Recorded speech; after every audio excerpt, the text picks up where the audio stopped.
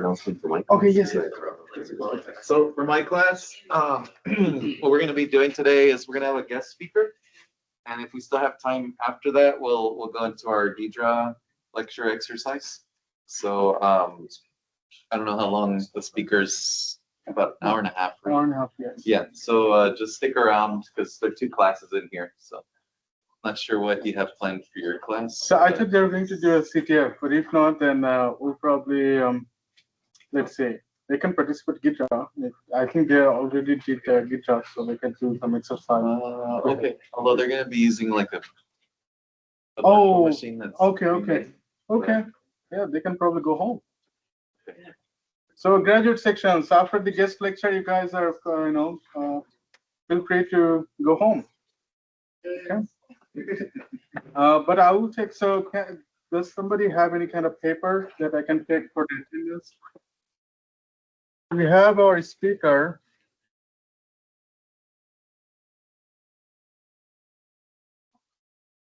Hello, Dr. Jones. Hey, how's it going? Good evening. Hopefully you guys can hear me, or let's see. Yes, we can hear you. The sound looks great. Okay. Okay, we're going to take a few minutes for others to join. Then Okay. So we have combined our undergrad sections and grad section on the reverse engineering, and we're in kind of big room. Okay, cool, great, awesome.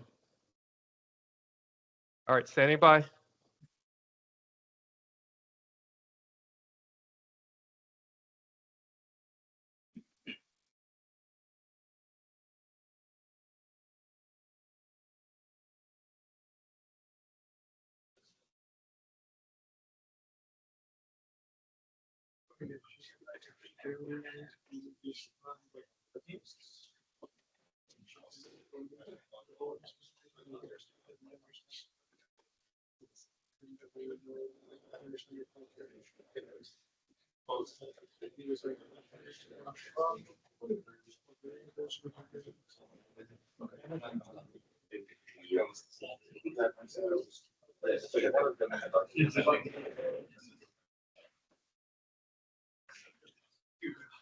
And it's also a good idea on I-10 eastbound. They have like 3 lanes closed. Oh, yeah.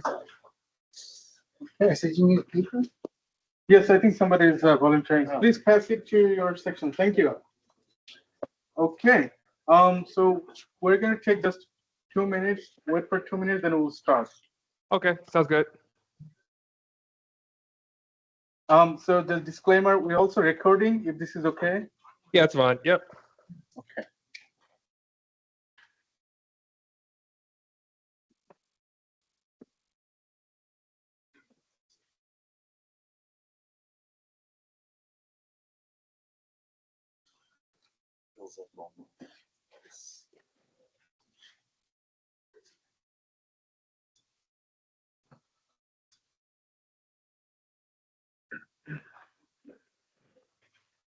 No, you're fine.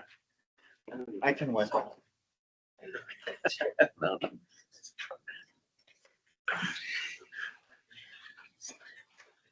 They said it might not happen like that. It was good. Dials are back. No, you're fine. It's fine either way.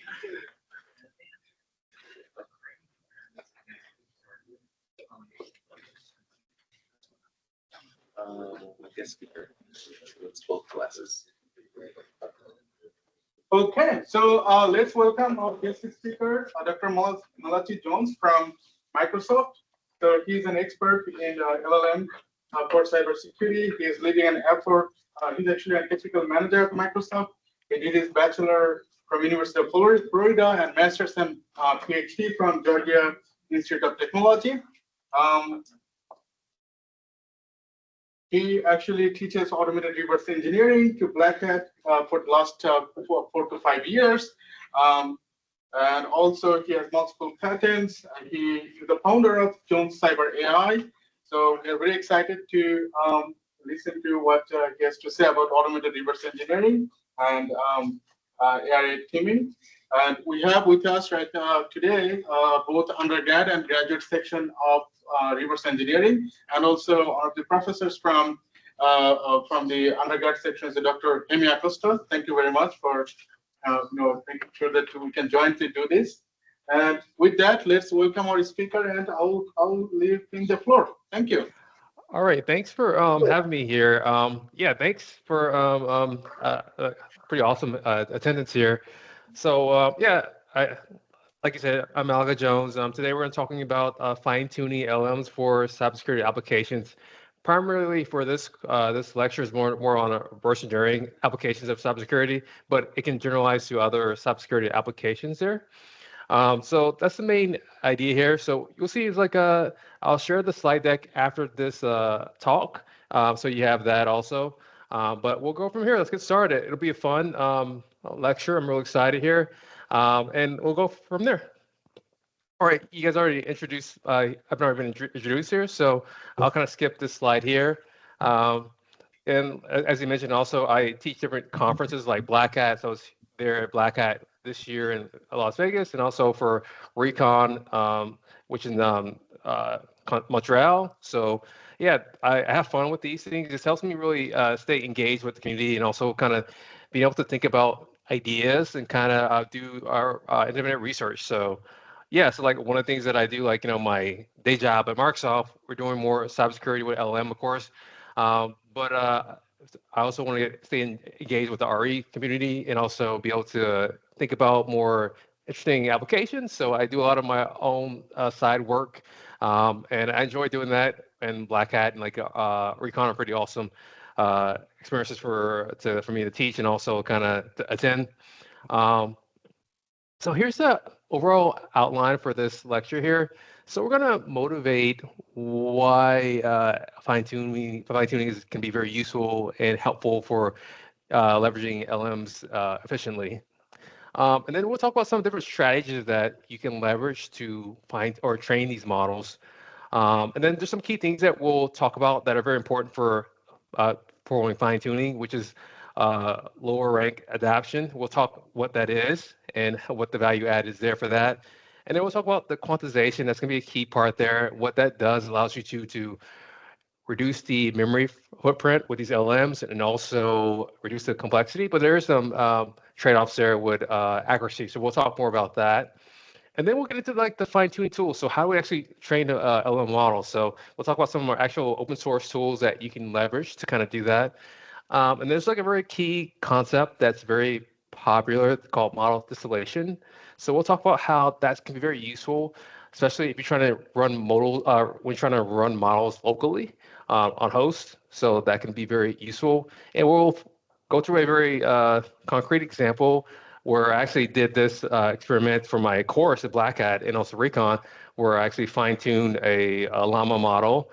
And it showed how that process that there was gains with actual that for that particular downstream task. So here's the overall outline. And so now we're going to get started into the motivation.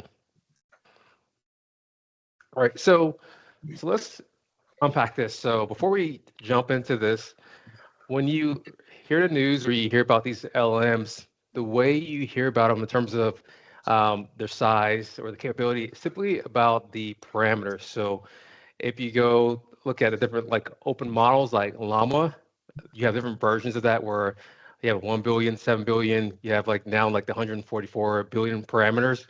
And as an example, those contexts there with like a GPT 3.5, I think they had 275 billion parameters. GPT 5.1, I don't know what the parameters is, but it's probably a lot.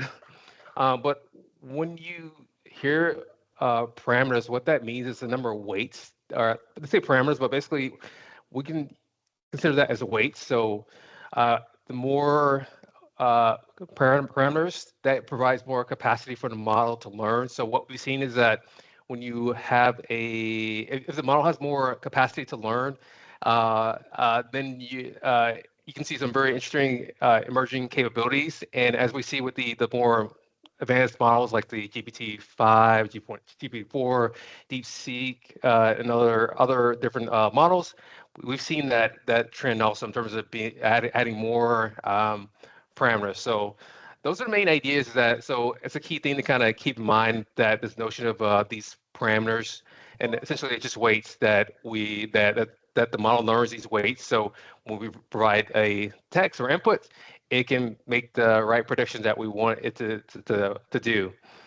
So what we're doing with fine tuning is that when we get these models from, let's say, OpenAI or from Meta, they've been trained on large corpus and they have their weights. And so the fine tuning process allows us to adjust the weights so it can perform better on our specific downstream tasks that we care about.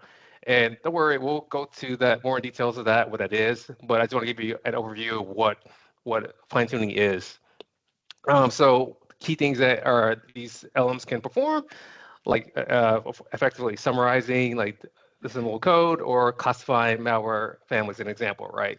So that's the main idea there, is like we want to move beyond general knowledge to something more domain specific that helps us in our real domain driven use case.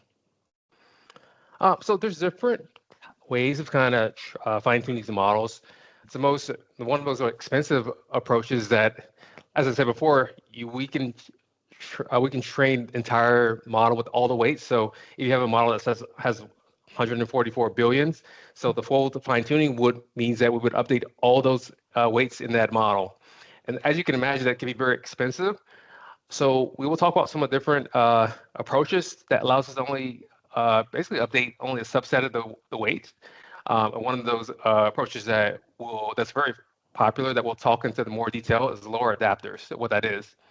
And then there's another aspect of what you can also leverage is the quantization. So you can think about this, that each weight, they take space in memory. And so you can imagine that there's different ways to represent that weight. So kind of like if you're writing code, there's different types of primitives. Like you have a short, you have a int 16, int 32, floats. So depending on the type of the value, the amount of memory print that it takes, it can range. So the idea there is that if I have a model and if I can represent those weights instead of using like 16 bits for each weight, if I can represent that weights in like 4 bits, that means you have a smaller memory print, and also it's the computational cost is lesser. And what you'll see is that there's a trade-off when you do that. You kind of trade off with accuracy, but we'll get into the details there. But I'm just giving you a preview in terms of what you can expect for this quantization. So these are ideas that I'm basically introducing this right now, but we'll go into more detail in future slides there. All right, so let's talk about the base models there. So the way these models are trained is that based on the internet data. So anything that's available, like Wikipedia, anything you can crawl, any articles, any that can live on the internet that they can consume, that's the information that the models are able to leverage and train, right? And of course, they can go to different like programming code for public repositories like GitHub, and of course, like the books, classified basically like instructional text and etc. So the main idea here is that those base models are trained on what's generally available on the internet that's very general. But typically, especially when it comes to cybersecurity, and what we've seen even at Microsoft is that these models, when you try to use them for various security-focused tasks, they don't really perform very well, and it's very immediate because the reason why it hasn't been trained on that type of data that it should focus on. So that's the main idea there. So right, so what happens when you train things on that's very general, when it goes to more very specific context, it doesn't have that same context in terms of security, right? So it's a very naive question or naive example is that words, right? So an example, if you think about this word sock, if you look at this in terms of like natural language on general text, that's like if you train the model on something general text, when you see a sock, it will represent to something that's more related to clothes, right? But if you train that model on more security data, it would be more aligned to something that's related to connections or network, or like a socket. So the main idea is that when we can give the model more specific domain context in terms of that's more anchored in terms of what we care about. We allow the model to make better predictions that's more follows more the distribution that you would see for your domain. So that's the main idea there. So that's the main idea here is that these base models, they have limitations there. They're really great, but when you go to your downstream tasks, the performance can suffer. So there's different cases where for reverse engineering, you want to be able to possibly basically analyze the simple binaries or maybe decompile the pseudocode or different other aspects like control flow and function call structures, right? So the challenge there, a lot of the internet data does not have that structure, that information. Those are more not as something readily available, but like other texts. And so these models are biased on things that they've seen, but not on things that they haven't seen. And so that's where a big challenge that can happen with that. And we've seen that in my day job in terms of with these models there. So as I said before, just kind of repeat what I already said is that one of the things that with these models, especially when it goes to cybersecurity and like reverse engineering, you have very different low-level representations of self-worth, vocabulary, the structure. The semantics are slightly different than from our high-level natural language or source code. And so when it comes to things like function naming, summarization, classification tasks, when you use a base model, it doesn't perform as well until you basically fine-tune the model with a better train that data set that's more localized on your domain.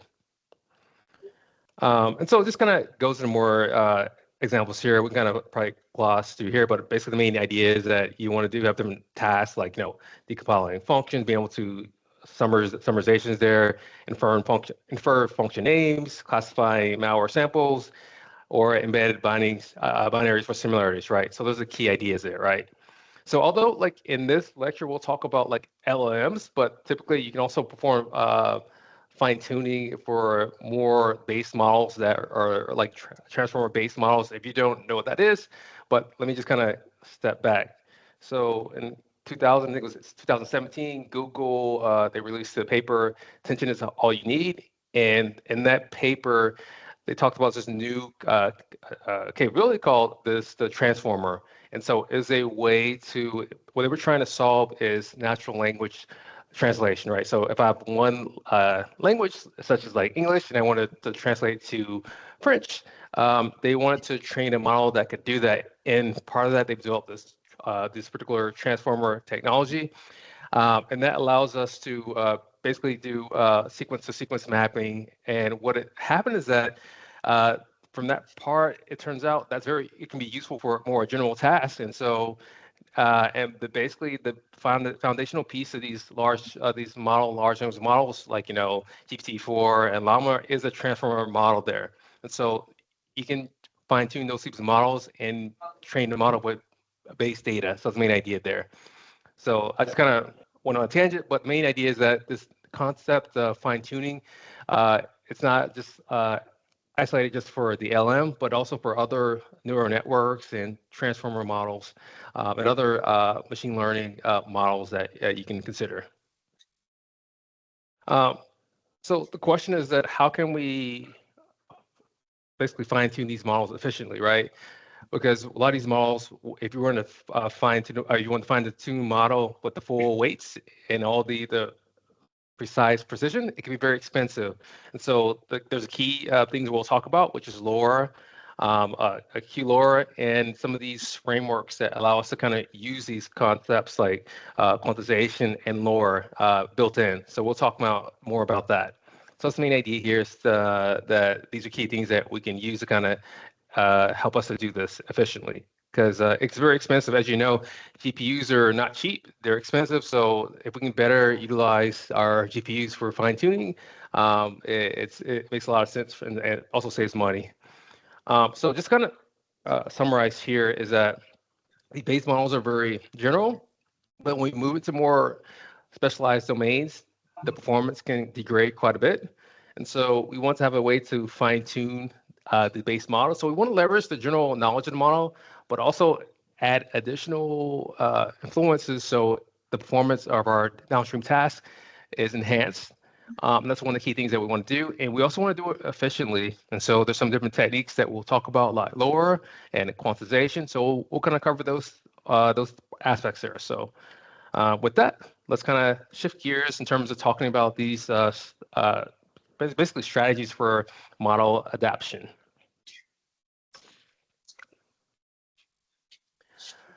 So typically there's and generally two fundamental ways to train these models. One is what we call the continued pre-training and also the fine-tuning, and I'll explain what they mean. So the way you can think about this is that the continued pre-training is unlabeled self-learning, self-supervised learning, and we'll talk about what that is. But the main idea is that a way to train this is that I don't necessarily need to have labeled data where I have something input and I have a label that's corresponding to the actual input or the expected output, which is the label. But the idea here with the pre-trained models, the data is its own label. So let's kind of back up in terms of understand how these LLMs work. So these models are based on given a sequence of words or a sequence of items, it's trying to predict the next item. So as an example, you give a partial sentence, it will try to, and then the job is to predict the next word. And so if you can keep doing that process, you can go from a phrase or word to a phrase to a sentence. Then you can do the process of going from the next word prediction all the way to a paragraph. Keep that process. You can a page all the way to a book, right? So the main idea is like the base idea of these LLMs is based on next word prediction. So one of the ways we train these models is exactly by using that approach. So you can imagine a case where I have a sentence. I have some really good examples, like in my lecture. I don't have it here, but if you have a sentence like the sky is, the idea is that the model, you have to label what that actual sentence would be, like the sky is blue. What you can do is you can mask out or cover out that portion there, and the model's job is try to predict that next word. And so because of this process where you can use this masking approach, what it means is that you can take any kind of text like Wikipedia to basically train the model, which is basically this next word prediction using this masking concept, where all I have to do is max up a particular word that I know that's there, that I hide it from the model, and his job is to basically guess that part. So that's the main idea there. So that's a common approach that you'll see. But then there's like the fine tuning, which it's more label, and we'll have some more examples there. But those are the main ideas there. And so the main idea for continuing pre-training is that it's basically the base model of how you train the model, just with larger text, where it's very easier and convenient because you don't need to have labeled data. The data is labeled by I can use this masking concept. So I have like a Wikipedia text or article. I can use this masking concept. So now I can basically generate a lot of training data for our model, and it can learn about general knowledge and vocabulary.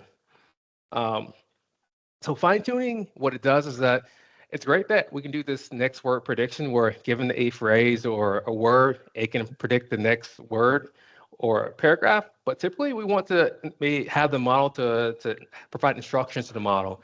And so a fine tuning is a way to allow us to kind of have the model to learn to perform tasks. So in that case here, what we'll see here is that one of the examples for at the end of this lecture, we'll be doing function name prediction, right? So, or a summarization. So the idea here is that I'll provide the model and the instruction, the input, and then expected output.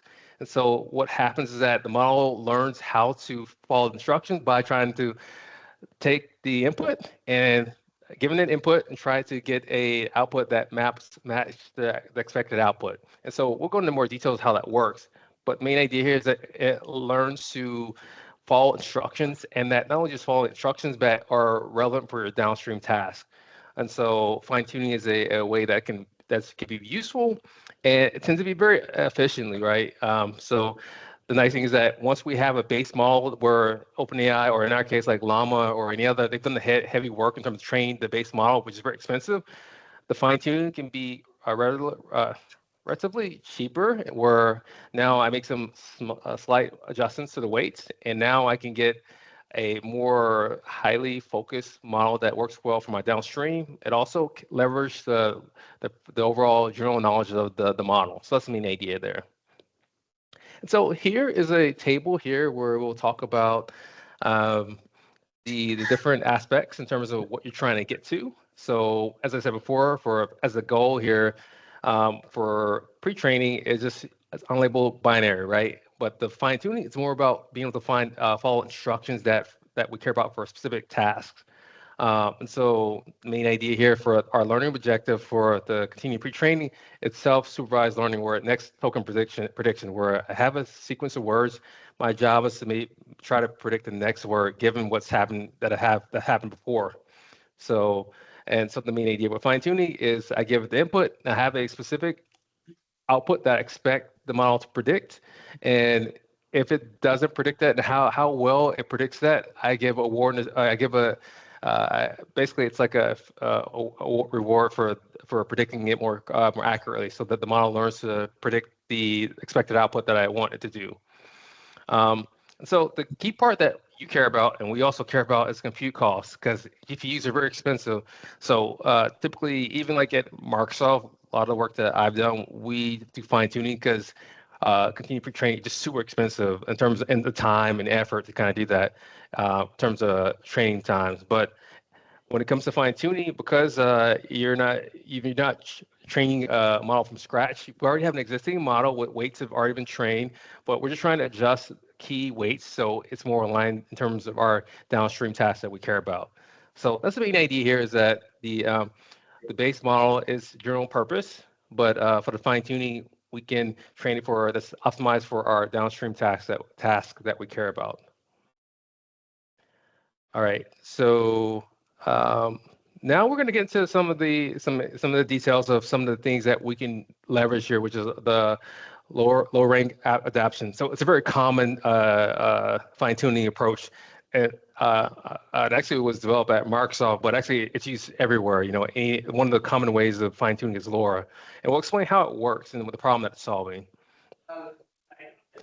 And so the main idea here is that, like I said before, we talked about this notion of that we have, if I have a model, let's say a Llama 1 billion parameter, if I have to train all 1 billion parameters, it's expensive because the computational cost of actually making the computations to basically train the model with how that works, but also the memory footprint, right? So when I fine tune a model, I have to load those weights to memory, and also have to store the gradient. If you don't know what the gradient, but basically it's a way for us to, so if I have the weight, I need a way to know how I make improvement to that weight. So a way we do that is this notion of back propagation, where I have this gradient and I'm able to figure out which way I need to adjust my weight so I can get improvement in terms of like my overall driving my error lower. So that's the main idea. So the main point is that when you're doing tuning the model, you have the weights that's there in the memory, and then also you have to also deal with the gradient, which captures how you can make improvement to that weight so you can meet your learning objective. So that's the main idea.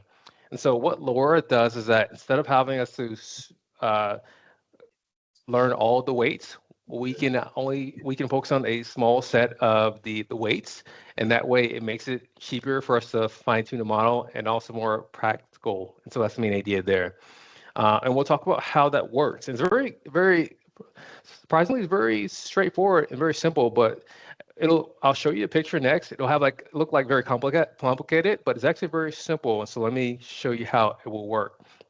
So the main idea is that, so let's just imagine that when these LLM models, when we talk about, they're basically deep neural network models, right? So they have different layers, so different layers of neurons. So for each layer will have, let's say, this weight matrix of 4,096 by 4,096. So these are all the weights that we need to adjust for the model, so we can fine tune that model as an example there. So if we're gonna fine tune the model and adjust all the parameters there. That's a lot of parameters right there, because 4096 by 4086, right? That's a few millions of parameters and a lot of GPU memory. And so the main idea here is that instead of having the train all these weights here, we're going to take a very cool representation of doing this. So what we're going to do is that we're going to focus on two small matrices. And so the next picture will probably provide the example. So here's your weight. So imagine this your neural network layer here, and you have all the weights here. So 4096 by 4096. So what we can do here is, instead of trying to fine tune this, address all the weights here, what we do is we create two matrices, A and B. And so it's going to have this size of 4096 by 8 and 8 by 4096. And so what happens is that we only change the weights here. And so now we have these, now we only have basically 10K parameters to kind of fine tune versus like a million. So that's a huge reduction there. But you're like, wait a minute, we have this original weight. How do we deal with that? So the very simple part that we do is that basically you multiply these vectors. So when you do that, A times B, you get the original the size of the vector, the matrix that we have, right? So the 4096 by 4096. And so what we do in practice here is that this is the original weight of the model, which we don't touch. That's frozen. But then we also use the weights from these A and B, which is this particular product here, which is the matrix there. And this allows us to be able to make improvements to the model without training the full model weights there. So that's the main idea. So let me pause for a second. Any questions here? I know sometimes this can be very confusing here, but I just wanted to see if there's any questions here about the LoRa adapter, how that works. All right, I take that silence that everybody understands that, so I'll press on. Okay, cool, excellent. Yeah, I have a question. So why two? Why do you have only one in A and B? Why not more? So I think here, I think is particular end. I understand you have A and B, we're doing a matrix multiplications, right? So that's easier, but you can have 4 as well, right? So yeah. So imagine like there was a good question. So why they chose 2 or 4? That's pretty. I'm not sure why they made the decision there, but I think the main idea there, to your point, that just having a smaller set of matrices or to minimize the number of weights, that allows us to kind of be able to effectively train the model. But it's a good question. Like I need to think about that in terms of those two parameters. If I were to guess, it was just a simple way of doing that, right? And it was a factor, right? So maybe you could do like 4 or 8, but I think it was just a very simple way with the matrix multiplication, where when you do the math here, now you just multiply these two, you recover the original one, and so it becomes a little bit easier to kind of do that, right? So the TLDR is that I think it was a very effective way, but the specifics of like why 2, that's something I haven't really thought about that part, but it's a good question. But cool, good question. So here is the basically tables here where here's what you get in terms of different aspects. So when we talk about without LoRa, we're adjusting all those parameters. And then of course with LoRa, we're only adjusting the trainable matrices, which is A and B. And so it's a little bit easier to kind of think about that. So the main point here is that the base model is frozen for the LoRa, as I said before. That part doesn't change here. But what happens is that when I want to make a prediction, what I do here is that this is the mathematical expression that I would use to get that output. And so in this case, I don't have to adjust the weights, but also I just use these weights here, and that's what we call this forms the LoRa adapter portion here. So this is the original base model, and this the adapter, and you'll typically see that as a LoRa adapter. Another call out here is that there's different parameters that you'll see, like this alpha. So what that means is that if alpha is close to 0, that means that we don't really use the information, the weights that you'll see on the that we learned from the fine tuning. Clearly, that's not very useful if alpha is 0. Of course, if we go alpha really large, then we can bias it to more the fine tuning portion. And what you'll see there is that performance there can drift and degrade if the alpha is too high. Typically, you'll see there's some best practices in terms of different ranges there. I forgot the specific numbers, the values that you typically use, but typically there's some happy medium values that you want to use that can be very useful. Another particular variable is this, we call it the R, the rank. And so in this case, the rank here is 8.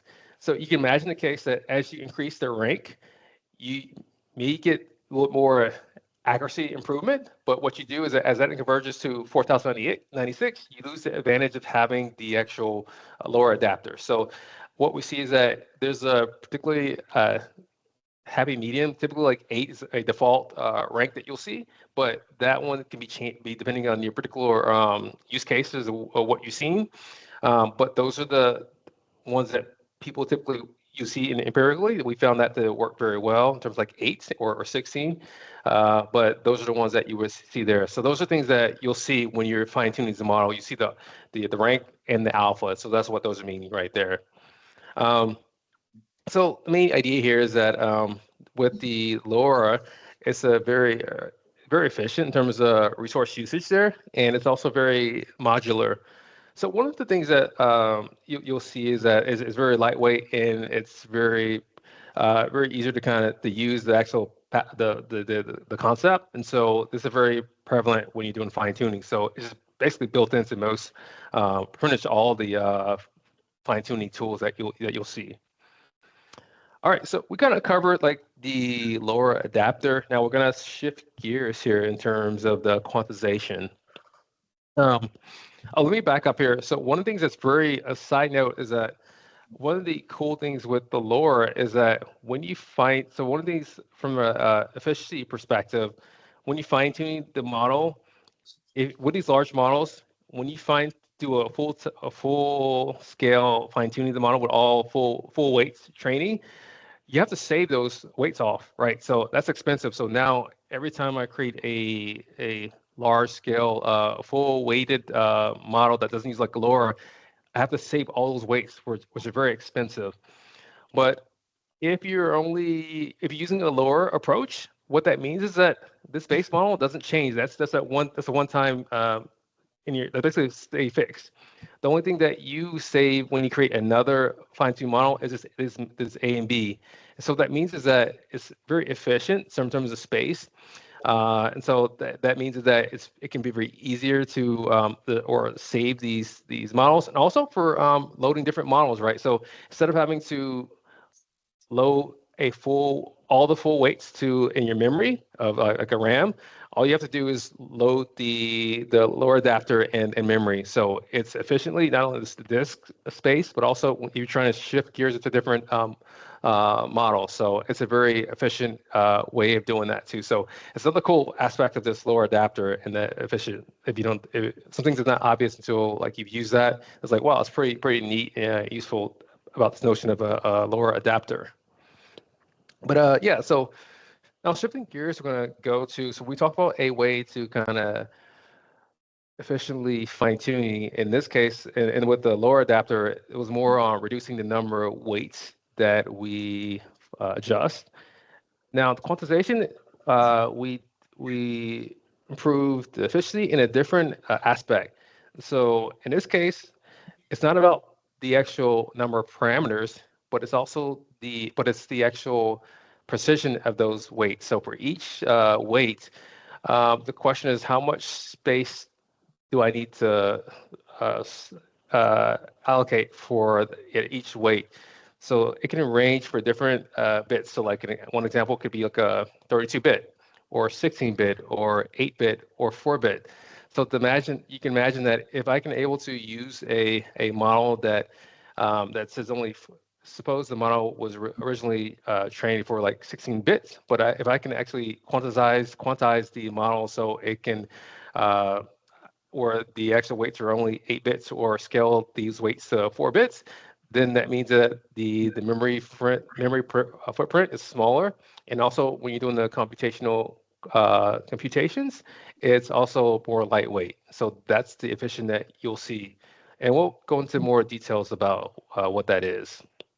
So as I said before, the main idea is that reducing the precision of the model's weights, so from like 32 bits all the way to 8 bits integers, or even down to 4 bits. So what it does is it compresses the large models in terms of the weight, because basically at the end of the day, what the models are those weights. So nice thing is there, you can do this without retraining the entire model. And so one of the things you'll ask, like, even outside of the fine-tuning perspective, how can this be very useful with these models? You can imagine a case where you want to have on-device use of these models, where you have an embedded system or your phone, where you're not going to have a lot of VRAM or RAM. So have a way to quantize the model. So I use like smaller memory footprint and cheaper computation. That can be very useful. And so that's very useful. And also, a lot of times when I've worked in different areas, there are air-gapped systems, so we didn't really have access to the cloud. Or it could be very difficult. So having a way to run the models locally, it can be very useful. So in terms of the quantization can be useful in not only in the act of fine-tuning perspective, but also when you use the model for downstream tasks. We call it inferencing. So that's another way to kind of think about that aspect. And so, like I said before, a lot of times in many cases where you're doing like malware or vulnerability analysis or other like RE, you typically work on an isolated or resource constrained system. So quantization allows you to run these models locally without requiring significant GPUs or internet access. So, and it can enable different downstream tasks to perform on device. So that's main ideas there too.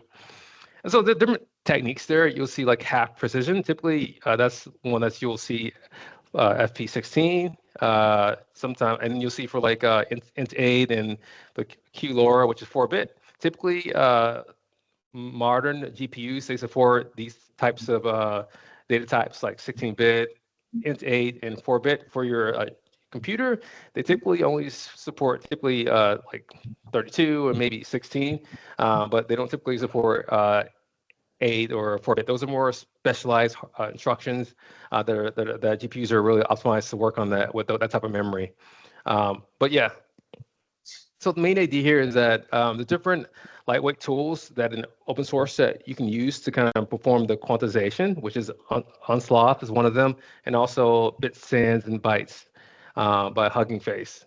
And FYI, if you haven't heard, so Hugging Face is not a plug, but Hugging Face is basically like the equivalent of the GitHub for large language models. So people can upload their models and download somebody else's model and basically fine tune it and do downstream tasks. As an example, you'll see like Meta, they upload their models into Hugging Face, and then like if I want to use that model, I can download that model using a Hugging Face and then be able to use that particular model. And then if I fine tune it, then I can basically upload my fine tuned version back to Hugging Face. So it's just basically like the GitHub for LLMs. So what are the trade-offs with these different quantizations? So what will happen is that as you can imagine here, with the precision like the FP32 has the highest memory utilization. It provides the most full precision, so you're not sacrificing that. So it's very the most accurate.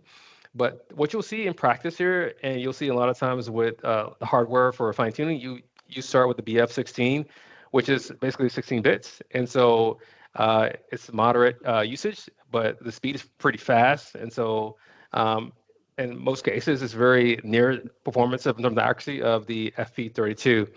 And then once you drop down to like the int 8, you have some degradation in terms of the quality. And then, of course, with the 4-bit, as you imagine, there's only 4 bits.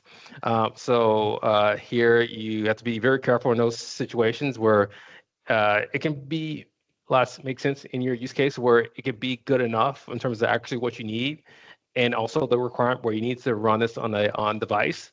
So those are things that you have to kind of take in consideration with that. Yep. So those are the kind of ideas there.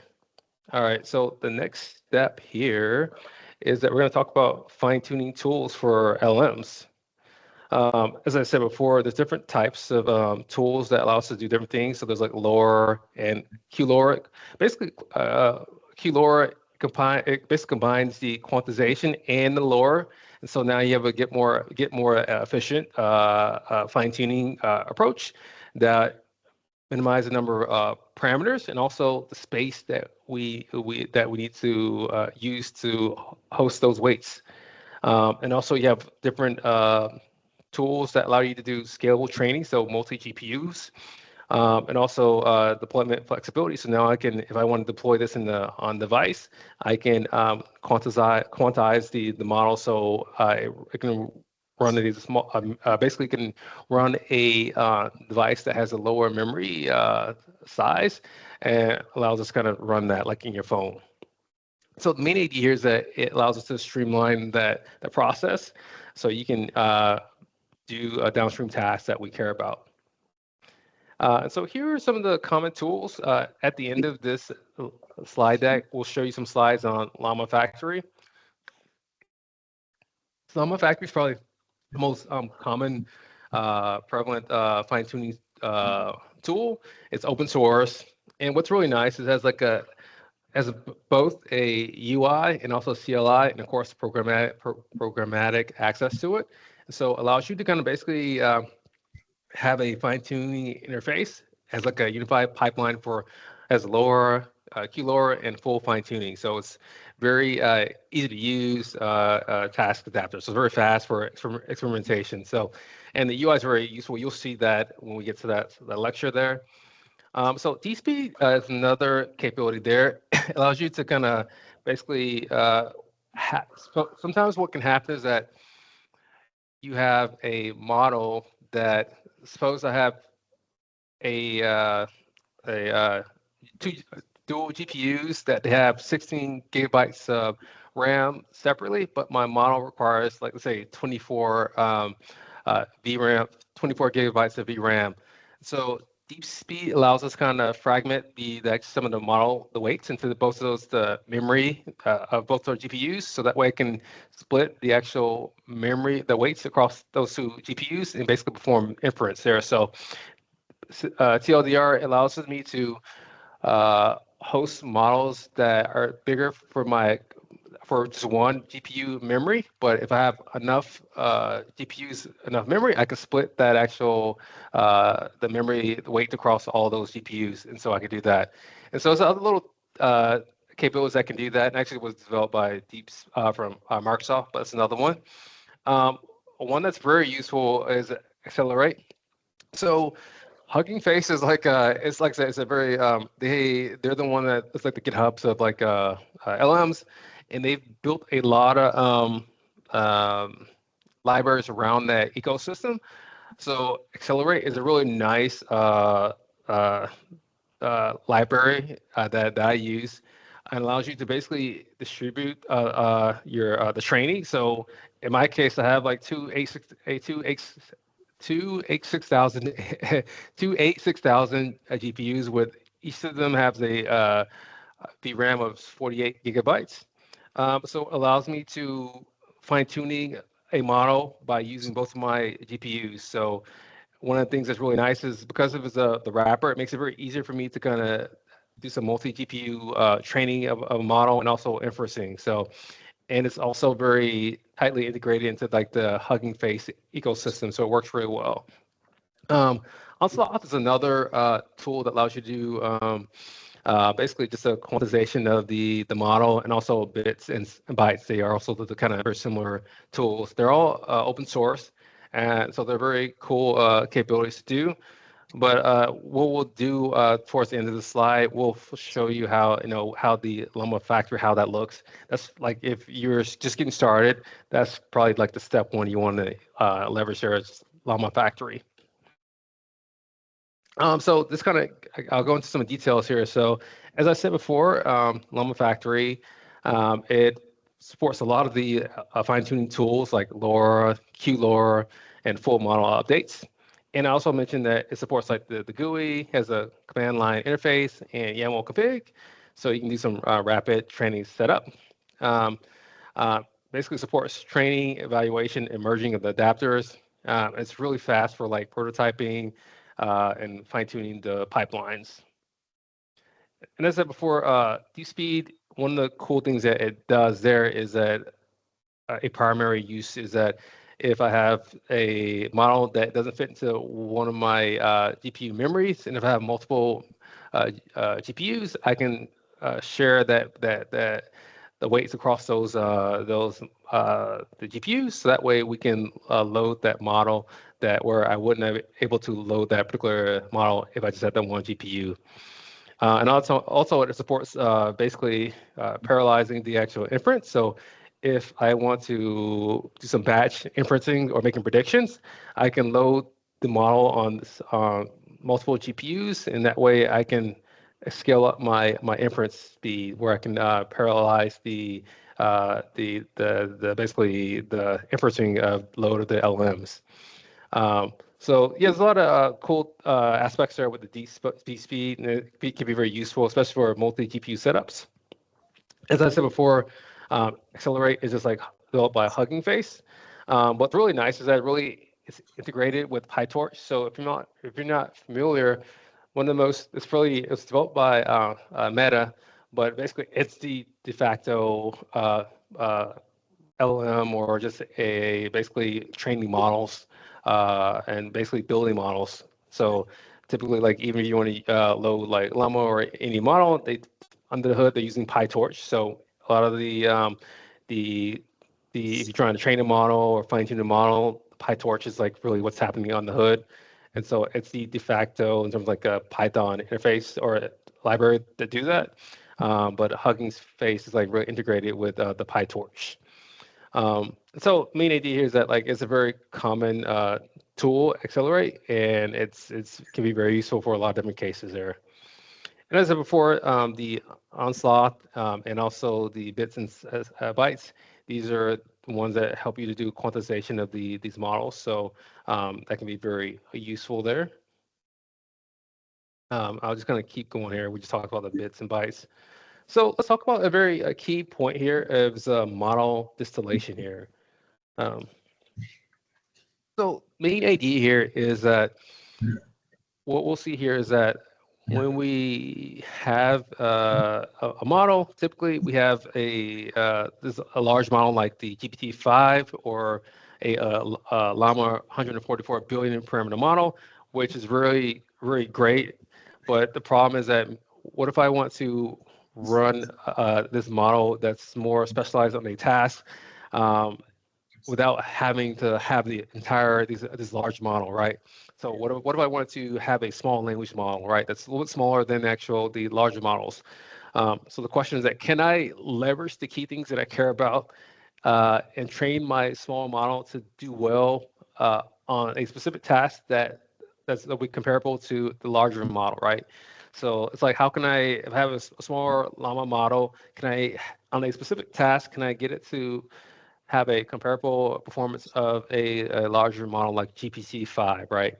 And so we'll talk about a way of what this is and how we can distill the knowledge of like a larger model to a smaller model, so that way it helps us in our case that we care about in terms of like efficiency, cost, and basically being able to do it right on running on basically on device, where clearly I cannot run GPT-5 on my rig, but I can run Llama. And so if there's a way for me to leverage the knowledge of GPT-5, but also capture that parts that I care about in this small model, that would be a huge win for me and for my downstream tasks.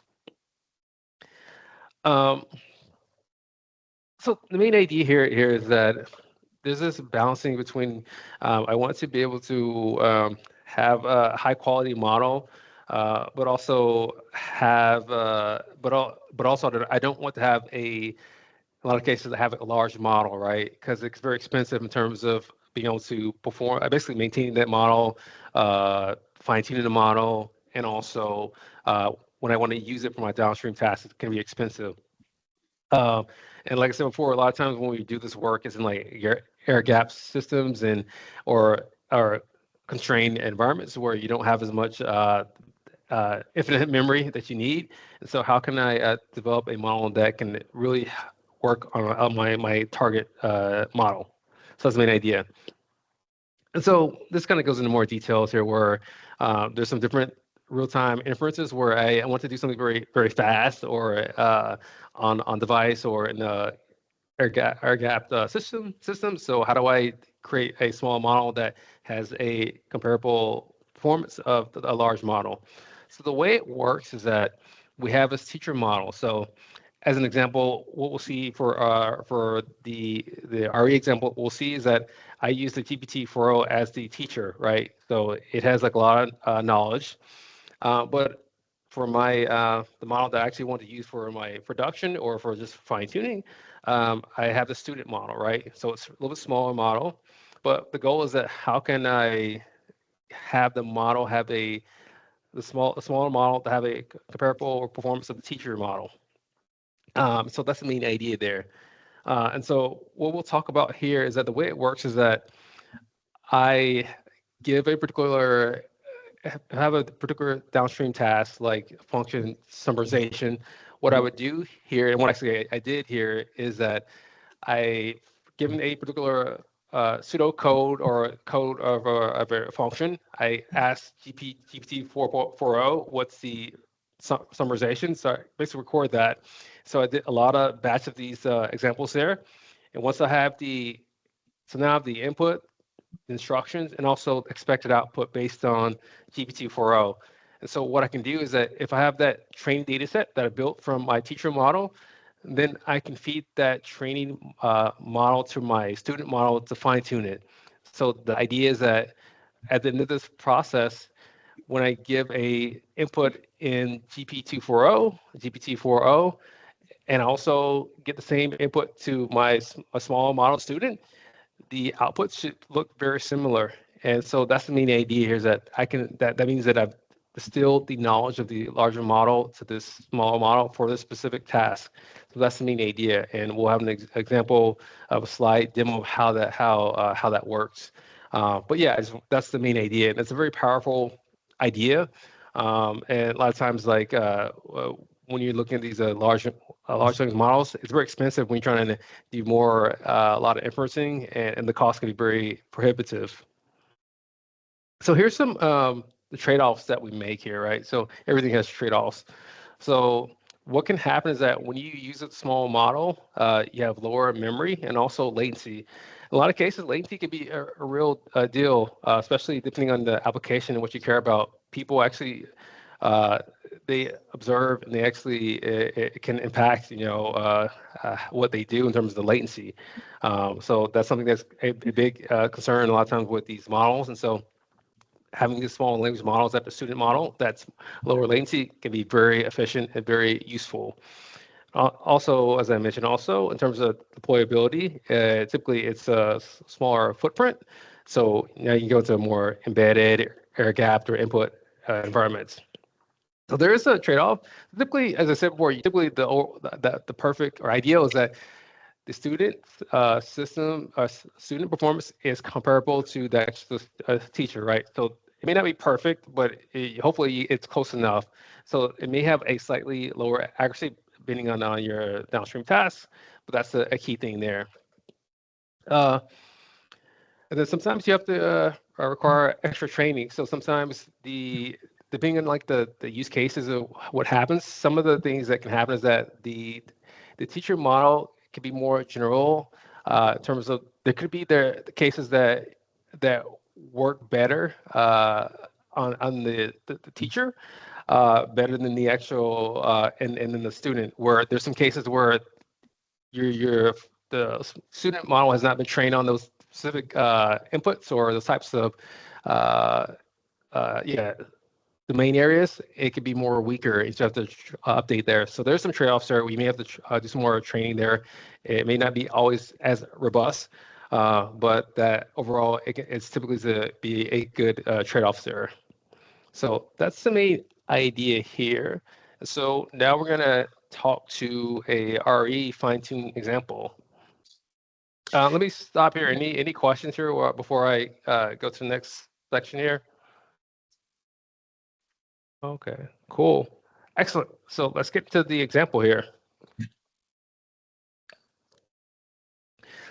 So like I said before, the main goal here is that we want to improve the performance of the small model on function summarization. And I'll go more details of what that looks like and what it means. But in our case here, we're going to have a GPT-4o is going to be the teacher. For our student, in this case, we're going to be a Llama 3.2 1 billion parameter model. So what we're going to do is that we're going to generate a data set for the student by providing inputs to the teacher and basically capturing the response as the ground truth for the student.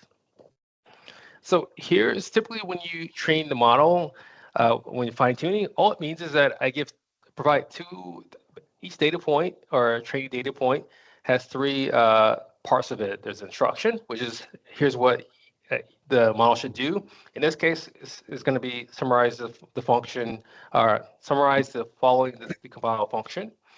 And then we provide the input, which is that decompiled code, and then the summary generated by the GPT-4o. As an example here, here's an example of how that could look like that. So here's instruction, summarizes this decompiled function. Here's actual input. In this case, it's going to be actual pseudo C code from like a decompiled function in my binary. And this is the actual output that GPT-4o provided. So the idea is that we generate a lot of these examples where I give GPT-4o the inputs and then also captures the output there. So that's basically how it looks there. So in this case, I have like dual 6000 GPUs, so they have 48 gigabytes of VRAM. And so in my training data set here, it took like over 6 hours. So basically my scope was I had 10,000 samples. So I basically ran over 15 iterations, so epochs.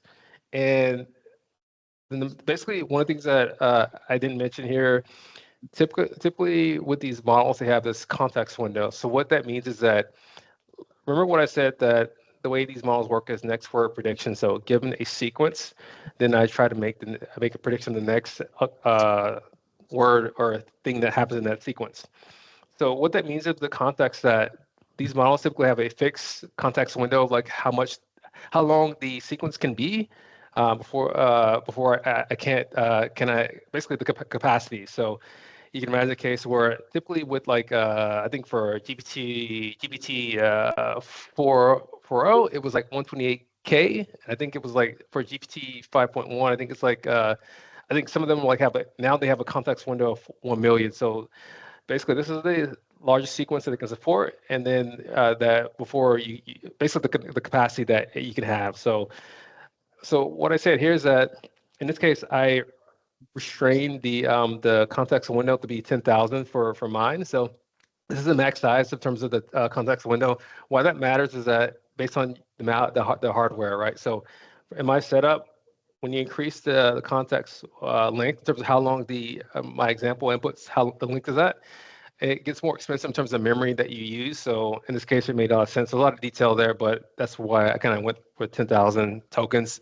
But the main idea here is that I wanted to create a context window that was reasonable for my hardware. When you get to these larger context windows like 128K, you need a lot of VRAM to kind of do that, especially when you have to fine tune the model. It's very expensive. So here's a very concrete example here. What you'll see here is that this is a part of the interface of the UI. I'll show you the full UI Llama factory, but what you'll see here is that this is the instruction I gave the model to perform, and then here's basically decompiled pseudocode. And what I'll do here is this is the prompt and input, and it's going to give me a response. So what you see here is that what's really nice with the UI for Llama Factory is a really nice, clean interface. So for a particular any model that's hosted on Hugging Face, I can basically load it here, and here's the output from this base model that's not been trained. And so here's the actual output that it gets from me. So a lot of text here.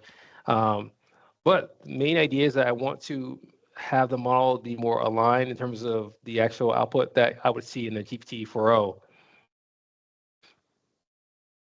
So what happens here, this is an example where one of my instructions, I don't show you here, but I told the model that it needs to be very very concise, and it needs to very flow and prose. And so what you'll see here is that this particular summary here is a little more detailed and more accurate. But that's the main idea. So what we'll do is kind of show you how we did this and how I evaluated that. So here's the fine-tuned basically the interface for Llama Factory. So you can select the particular model that you want to use. In our case, it's going to be Llama 3.2, but it supports like any model that support basically is hosted on Hugging Face.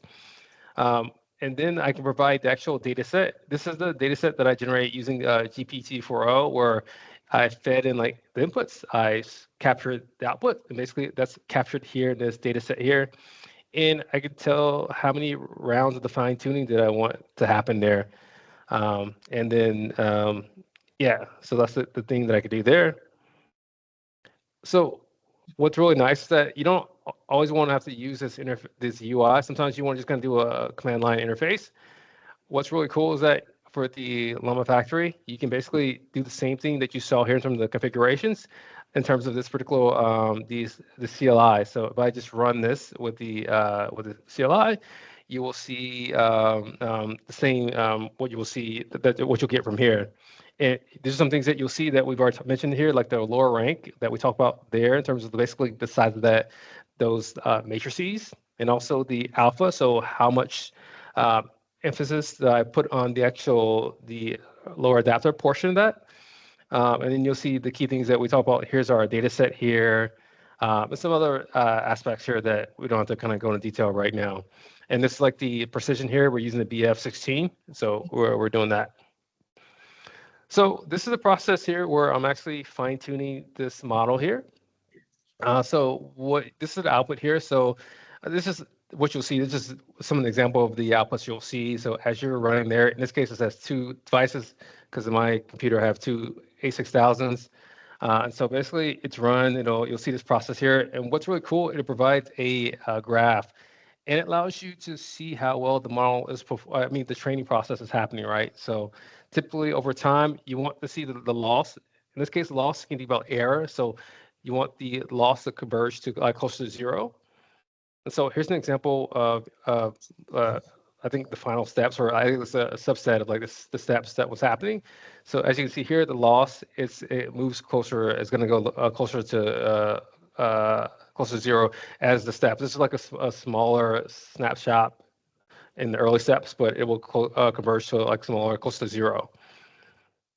So one of the things that I haven't talked about right now, but what I'm going to talk about right now is evaluation. That's the key part. So I've done all this stuff, but how do I actually evaluate my model? How do I know I've made any improvements in terms of what I started with? There's different ways of kind of doing that. So a way of doing that is that you can have a semantic similarity measurement.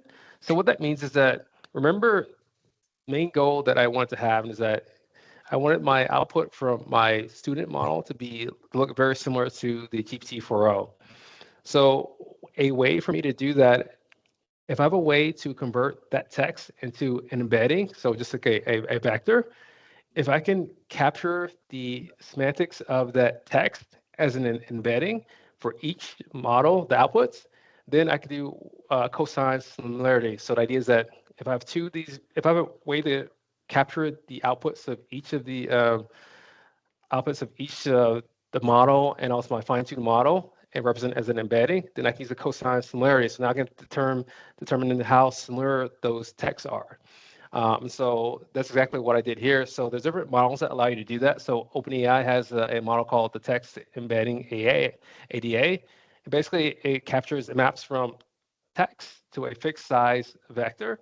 And so the idea is that if two sentences are very similar, semantically similar, the similarity, cosine similarity should be close to 1. If they're not as similar, it should be closer to 0.6 or less than that.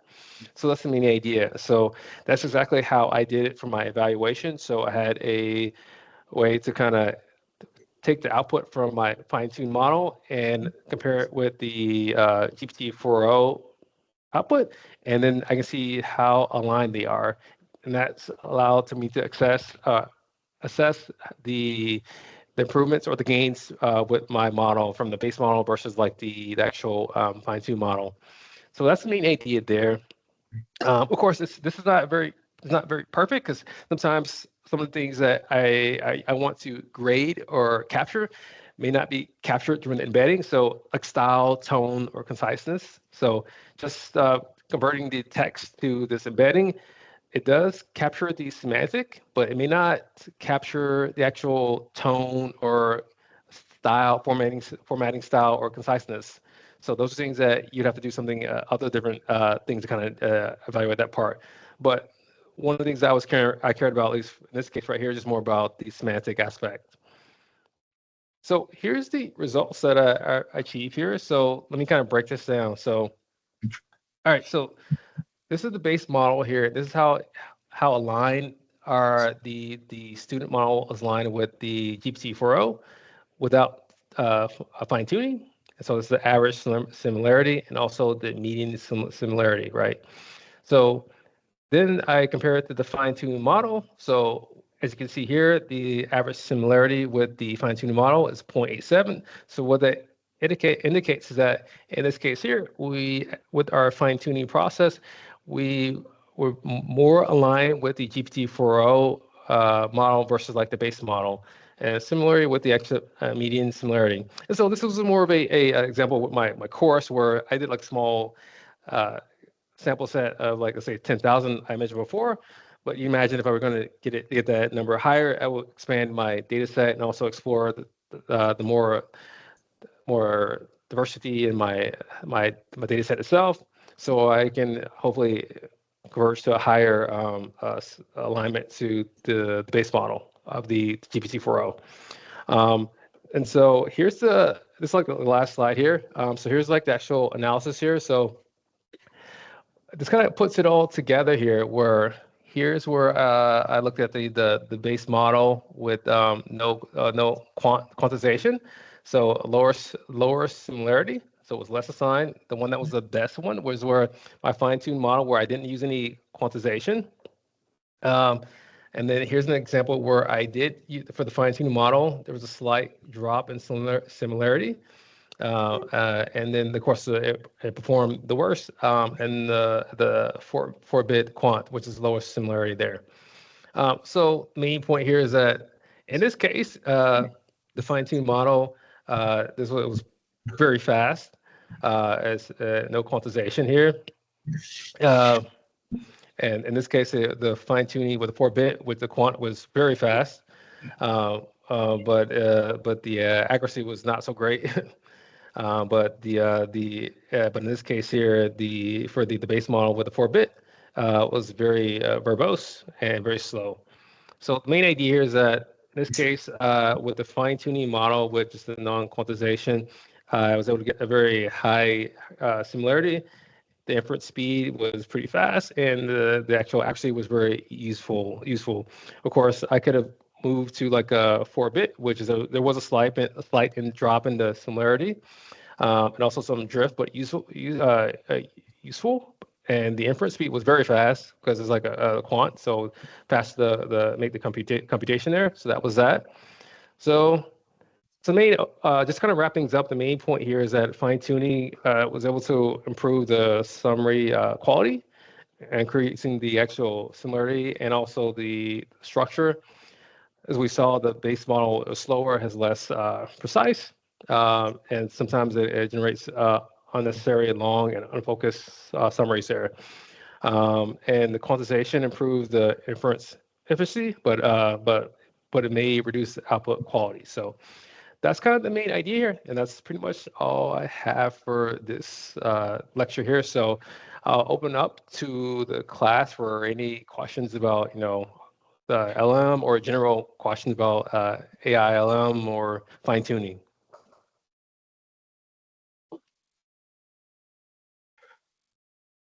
So if you have questions, please stand up and probably talk a little bit loudly, then our guest can hear. Yes, please go ahead. So when it comes to the whole quantization and the precise stuff, why what am I trying to say? When it comes to quantization, wouldn't it be better to just have like a individually trained model for that specific task, other than just getting a like general like giant model and like quantize it down? Because I feel like if you quantize it, you're losing a lot of like precision of that one specific model. And if you're using that specific like task, like say reverse engineering, wouldn't it be better just to train an individual model that's already small, but it's like hyper like trained to like work on that specific task? Oh, that makes sense. Yeah. So what you're saying is that like right now, so far I've been talking about like these models, starting with a larger model, and then trying to and then fine tune that model or quantize that. You're saying that why don't we start with a smaller model and then go from there? And that's exactly what we did here, where I started with the actual Llama 1 billion parameter. And so the only thing I used the GPT-4o was the student, right? Because that's expensive, right? The knowledge of like that knowledge, that's very expensive for me to do. So the thing is that how do I capture the knowledge of the bigger model that captures, it's trained a lot more data. And they've done all the heavy lifting that works. So for me to build a small model from scratch, it's super expensive. It turns out like when you do building a model from scratch, almost nobody does that. It's very expensive to do that. It's very tedious, very expensive, because when you're doing the from scratch, you can't use LoRa, so you have to have a lot more GPU budget and also memory, because now you have to full weight training. So it's super expensive. So the shortcut, and the practice, even at Microsoft, where it's just more convenient and also efficient to leverage the work of someone else has done, like Meta, where they start with and in this case I use a billion, but I could have been like a 7 billion model, and then just fine tune that model. So the TLDR is that building a model from scratch, even with like a 1 billion, is super expensive, takes the time out, is very intensive, and you don't get a lot of gains from that, right? What we've seen is that starting with the base model and then fine tuning that, you get a lot of gains, and that's been like the big surprising part of that. So yeah, good question. Thank you. I have a few questions. Yeah. What's the main task these models are supposed to be performing? It depends on what you want. Like, so typically what you'll see here is that if you look on with the ChatGPT, let me say this another way, right? So how these models perform is going to be based on the training data that's available on the internet. So if you think about what's available in many cases, there is summarization, right? So you read an article about like, or a paper, a research paper, right? The first thing that you have in the research paper of like, 10 pages, you have the abstract, right? So you have a news article, you have a subtitle that says like, here's the key thing there. So what these models that they perform very well is this notion of being able to summarization. That's something we've seen across consistently where, and you actually think about the most use case that you've seen, like, with the LLMs right now, even for like, on your, with like Google, like have a YouTube where you can summarize something, or ChatGPT, please summarize this, or on like, I think in this case with particular like Teams, you can summarize the chat or the lecture or a video or a transcript. What it does really well is the summarization. And the reason is that the task that it's been trained quite a bit and has a lot of exposure is summarization. We have a lot of data, a lot of data points, things that are not as variable, things that that there's not a lot of data. So different tasks, like so classification of malware or something, making that up, right? So those things are not as part of their part of the training data set it will see, and those are the tasks that there's not like a lot of training data set that OpenAI or anybody else can use that. So also when you also see is like, doing some things that they've learned, that taught the models to do like more mathematics, where there's a lot of data on that. You have books, text, you have theorems, all this, textbooks and examples. Here's an example, here's the expected output. In those cases where you have that, the model can really basically excel. Another case is that code generation. The reason why that does very well, GitHub, right? You have a lot of examples of like, here's the code, a lot of repositories right there. So when your training data has a lot of examples of that, the model performs very well. And that's what we're seeing there. Summarization and like code generation are one of the top two performance of the model, because there's a lot of training data there. Another question is, how do you measure accuracy in practice? Like, are the data sets labeled, or are you evaluating accuracy in some other way? Yeah, so there's different ways of doing that, right? So what we do typically, which we ideally you have ideally what would happen is that you have your data set and it's labeled. You partition the data set in terms of your training data set. This is the part that I use to train my model. Then there's the test and then the validation. So the way it typically would work is that I would provide the model with the training data set. During the training of the model, I have this validation data set, and that tells me how well the model is performing on data it hasn't seen. And so that tells me to understand like if the model is basically overfitting. So it's what happens with overfitting. What happens is that the model performs well on data that it's seen, but model data that it has not seen, which is my validation data set, is not performing very well. So it gives me a clue in terms of how the model is performed. So assuming that goes very well, after I finish my training, then I would also use my test data set to see how my new training model and how it performs on my my particular test data set, right? And then over time, one of the things that we also care about is drift. So what can happen is that when you train the model, it can perform very well on that data, but over time things change, like cybersecurity changes, like different concepts, different things. And so over time, I want to get more updated labeled data set that's very fresh, and I want to track the drift in terms of the model. And if it is, then I need to retrain the model there. So that's one of the ways that we evaluate the model, especially we have labeled. Now, there's some things that sometimes it can be very difficult. One of the things we struggle with these models that because they're non-deterministic, it can be very difficult to evaluate sometimes. And then one of the things that we want to do sometimes is like basically have a way to kind of evaluate the models. Sometimes a very popular technique that's you have to kind of be careful with that self-reflection, so self-evaluation. So you basically ask another model to evaluate your current model. And so the problem is like now who evaluates that model, right? So it can be very tricky. So in practice, what you would do here is that you have your some model that's basically you're trying to test for it. You have like a judge or that that can make decisions on how well that model perform. And the way you do that is that you basically you work with the judge, basically do spot checking of the judger. Basically, you build like another LM to do a judger, but you have to kind of spot check that one to kind of improve that, make sure it can judge the original model. So it gets very complicated, but TLDR is that you, in the most cases, you want to have the label data. Sometimes it's very difficult. Sometimes you use self-reflection. There are some risks there, but you also kind of be being in human in the loop to kind of audit these things, to kind of spot check, to make sure that it doesn't go off the rails, and also make sure that it's performing the way we expect them to do. So to your point, it can be very challenging with these models because a lot of times getting labeled data, it can be very difficult, and also sometimes just evaluation itself can be very challenging there. So, but yeah, we have some different strategies there.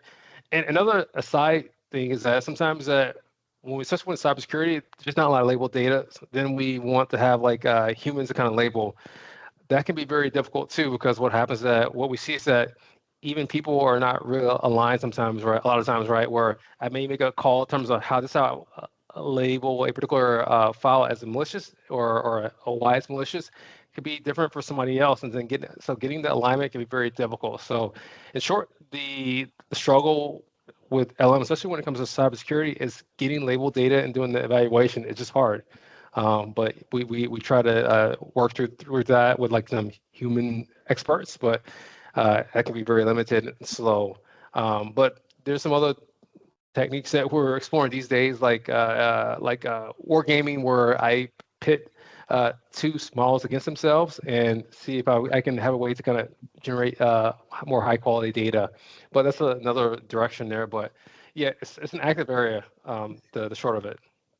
Okay.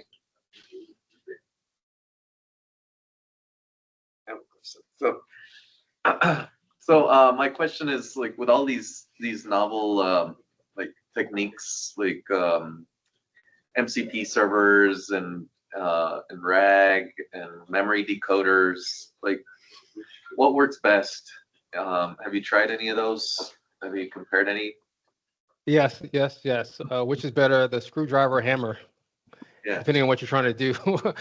So like so not to be like hurt, but it's just more of like what we see is that it's really more about understanding the actual problem, right? So what the problem what we're trying to solve, right? So they all have different limitations there in terms of what they're trying to solve. So RAG, for those that are not familiar, one of the things that the RAG helps you to solve is that what happens with these models is that when you're trained, let's say I trained them all like 5 months ago, then like if I ask the model who won the Super Bowl for this year, it won't have that, right? So the idea is that how can I leverage a live data store and also use the knowledge and the reasoning capability of LLM.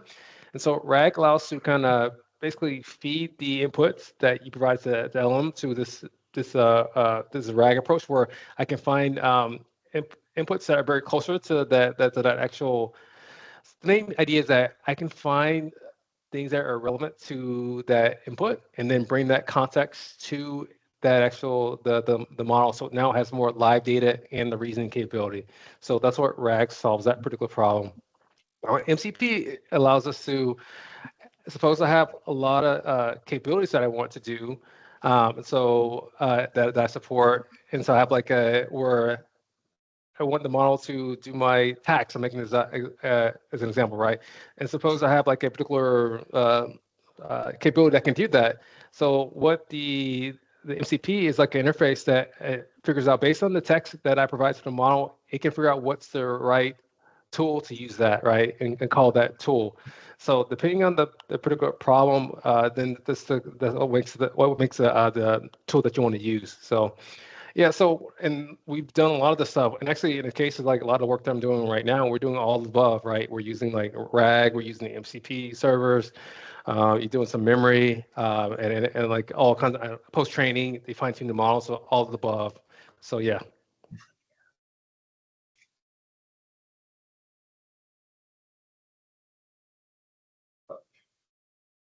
Questions? No? All right. In the chat, we actually have a question from the chat. Okay. Let's see. Is there a way to protect distilled models from learning security issues from the tutor model?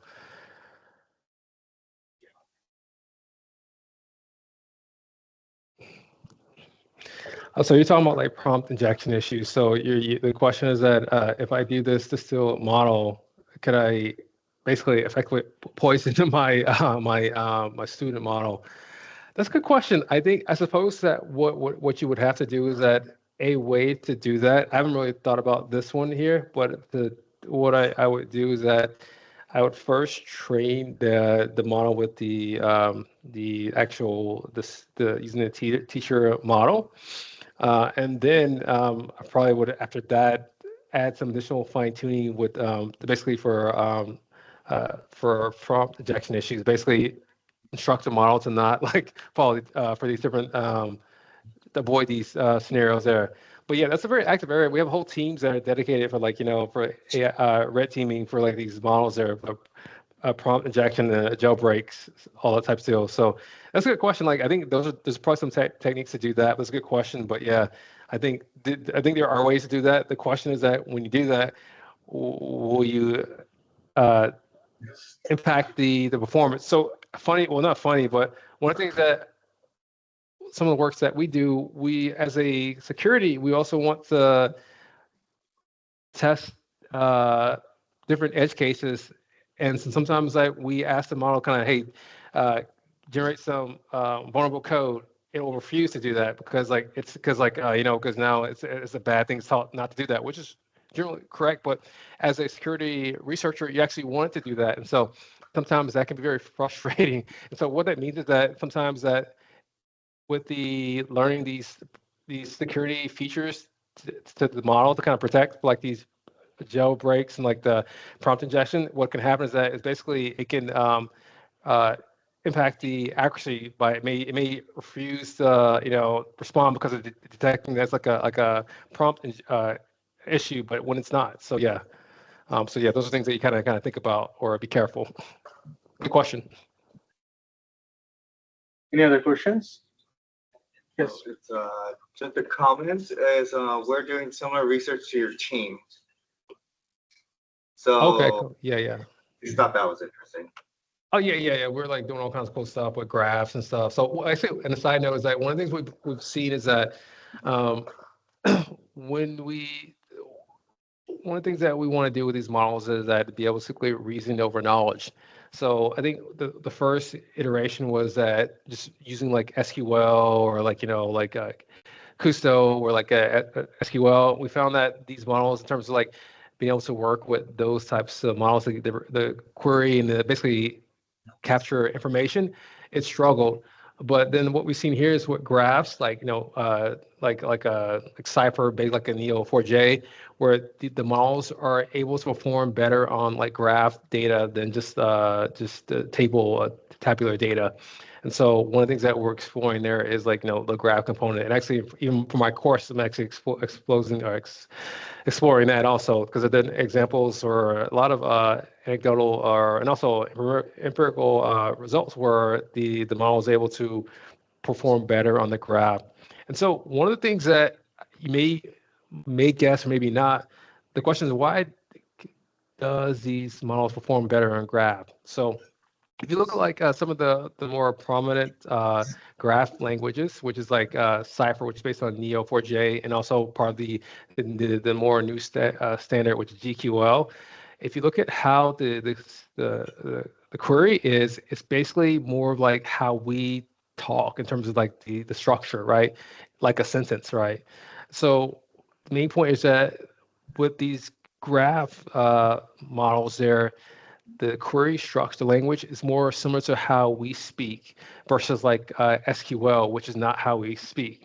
Select, star, join, etc. We don't speak that way, and so the model seems a lot more examples. So the model has been trained on natural language structure, and so we've seen a lot of success there. But yeah, we've been exploring that because what we recognize that getting high quality label data is very difficult, and so having a way to generate or synthesize that data in a cybersecurity context can be very useful. But it's good call out there. Thanks for sharing that. You're welcome. Any other questions? So if not, so I'll ask two questions. So first one is, so in your fine tuning process, what type of data representation you used? Is that binary? How did you represent binaries for the fine tuning purpose with the Llama factory? And the second question is actually that the answer will be helpful for the students, considering the job market situations, what they should be looking forward to and how they should prepare themselves so that they can be competitive in the market when you guys are hiring. Those are good questions. Yeah, so good questions. So the first question is that how do I represent the data for fine tuning? So if I'm working directly with the LLM, for LLM, this interface is text. So for the pure LLM, the way that I want to represent like the code for like a binary, typically so a way to do that people do is at the assembly. So basically you were running Ghidra or IDA, and basically now you basically capture the disassemble code with the actual assembly language there, or you can use the IR, like if you're working in Ghidra, the P code, so you can use that, the P code. So that's a way to do that. But another way to do that also is actually create an embedding. So what that means there is that I can represent I have a course, my course, and then like what I teach is that like how do I go from like say a control flow graph or a binary, how do I represent that binary as an embedding or a vector? And so from there, now there is a way to represent the actual structure of the function as an embedding. And once you can do that, then it opens up a lot of different paths there, right? So I can do some more richer aspects there. Like one of the examples that I use there is like function name prediction, right? So one of the things that I do with like these models, like a transformer model, where I provide the model with the embedding of the function or the actual information. And then the goal is that, remember, the transformer model is sequence to sequence, but the sequence could be a sequence of one on the input, in this case, the embedding. And then the output will be the sequence of the words, which is the text. In this case, it will be the function name. So if you think about a function name, typically composed of words or phrases, and they're merged together.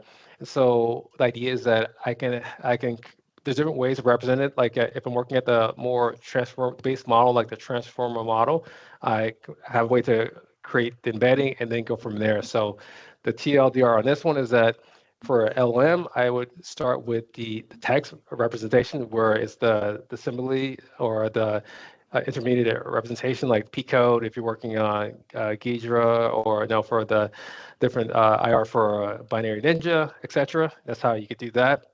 Or you can even work at a higher level abstract, which some people I've seen people do that quite a bit actually with the decompile C code, the decompile pseudocode, and that's a way to kind of capture that. So different ways to kind of represent, depending on the form. So for LLM, it's going to be text, but then if you go at the more embedding level, then you can use the transformer model directly, and you can do that there. So that's the ways that we can represent that. For the second one is like for the job market. So I think the bigger piece is I think you guys will be fine in terms of this, but I think people talk about like AI replacing people. I think you shouldn't be worrying about the AI replacing you directly. You should be worried about someone that knows how to use AI to do your job. So I think part of you is like, how do I leverage? How do I understand how I could leverage AI to kind of do this? So it's more just like, hey, I just call ChatGPT to kind of do that. But really understanding the fundamentals about how I can leverage these models, right? How I can improve that model, and then also going for different levels. Like, so typically people talk about the LM level, but also like the embedding space in terms of like, how do I evaluate to create like an embedding of this particular information? How can I can do that? And then it opens up more other opportunities like RAG and other types of like similarities and all kinds of downstream tasks. So main idea is just understanding how these things. And I think one of the things that I would recommend you is understanding graphs. Like I think one of the things that I think going to be very big in terms of like these models. Just now, there's some articles coming out like how the LLMs work really well, and something we discovered this like 5-6 months ago. But you're starting to see more models about like more articles about how leveraging graphs for like when we're dealing with these cybersecurity, where cybersecurity itself, like you can represent it as a graph, but leveraging these graphs can be very powerful. So I would understand like the LMs, how I can leverage this, not just like from calling ChatGPT, but also the actual interfaces there, like using like the APIs, like with the OpenAI and also Llama and like Llama Factory, PyTorch, and like Hugging Face, those types of deals. Learning to how to use that ecosystem And also the graphing stuff, right? Like learn like like Neo4j, that concepts there, and like those concepts there, and also just staying, continue to kind of just continue to. The good news that you have the really foundational piece here. You're already at school here. You're learning. Key thing is that continue to kind of don't stop learning. Keep learning and growing. Right.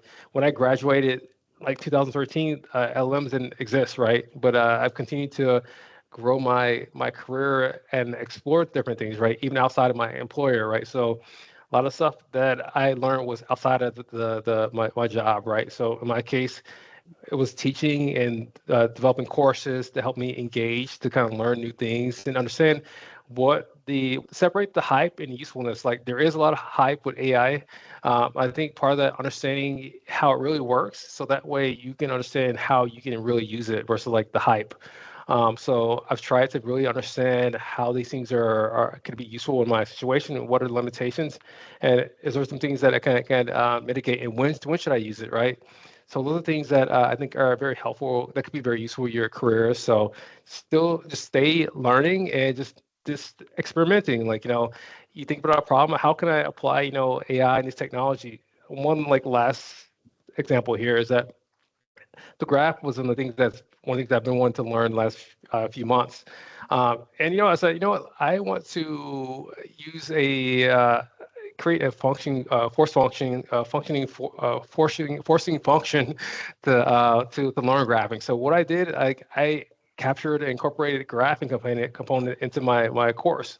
So the idea is that, like, for me, it was just the course is a way for me to kind of force myself to learn something new, and then actually work on real applications that helps me to understand it. So however you learn, I think I would encourage you to, when you read about these technologies, see how you can leverage and learn it, and even start with a very simple use case that you're interested in, like RE or cybersecurity, and see how you can apply that technology and explore and have fun. And then maybe do a talk at at a small conference, or even at the school or at your job. That's what I started with, which is doing talks at like my job, and also then like actually teaching at like courses at my job, and that expanded to courses and universities, etc. So however you learn, just keep learning, don't stop. Thank you very much. Any other last questions? If not, let's thank our speaker for his time and the valuable advice and business. Thanks for having me. I'm glad to kind of spend some time with you guys to kind of talk about this. This is very fun. So thanks for having me. You guys have a good evening, and I'll be in touch with you guys. Take care. And also, we'll send the PDF to the email to the professor, and that way you have the PDF. So yep. Thank you very much. I appreciate Thanks. it. All right. Take care. Have Yeah. a good night. Sounds good. Thanks.